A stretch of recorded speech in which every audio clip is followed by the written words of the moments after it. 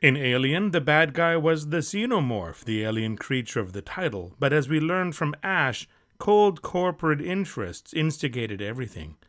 In Aliens, the threat came from the Queen, I suppose, but perhaps the real villain was Burke, the human representative of Weyland-Yutani.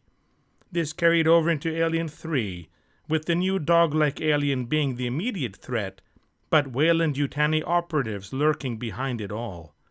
The alien is the threat, but a human is the real monster.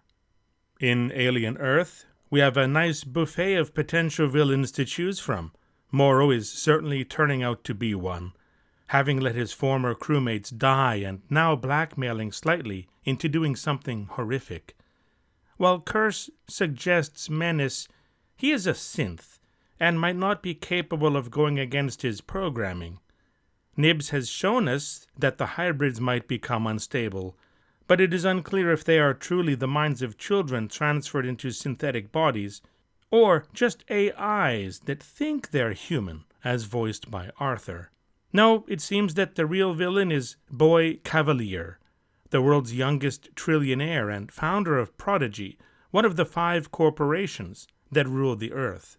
Therefore, it is Boy Kavlier who deserves to meet his fate in an ironically imaginative way, some epic, poetic justice being delivered due to his own hubris.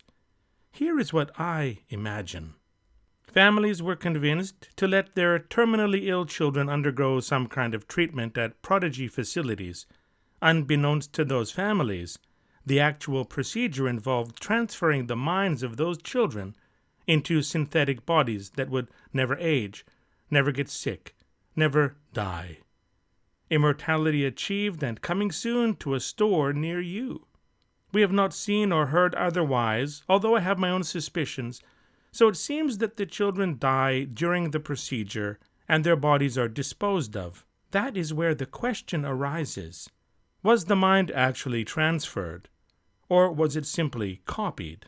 Here is my idea. Weyland-Yutani is furious with Prodigy for claiming the crashed Maginot and its cargo. In concert with the other major corporations, they launch an assault on Prodigy to punish the upstart and possibly eliminate a rival to their dominance. Boy Kavlier, knowing that his forces cannot withstand such an attack, uses everything he has learned about hybrids to move on to the final phase of the program. Kavlier lies down in the transfer bed, his mind connected to a hybrid of his own design. His identity will be obscured, and everything has been put in place for his upcoming immortal life. He will endure in this new body, none the wiser, and rebuild. The transfer is carried out, and his mind seems to have been relocated into the new body. It rises from its own bed in the transferred chamber and looks back at its former body, only to see that body's eyes flicker open in confusion. Boy Kavlier has made 2 mistakes. First, he thought that the transfer process killed the original subject as the consciousness was shifted into the hybrid body. This is not the case.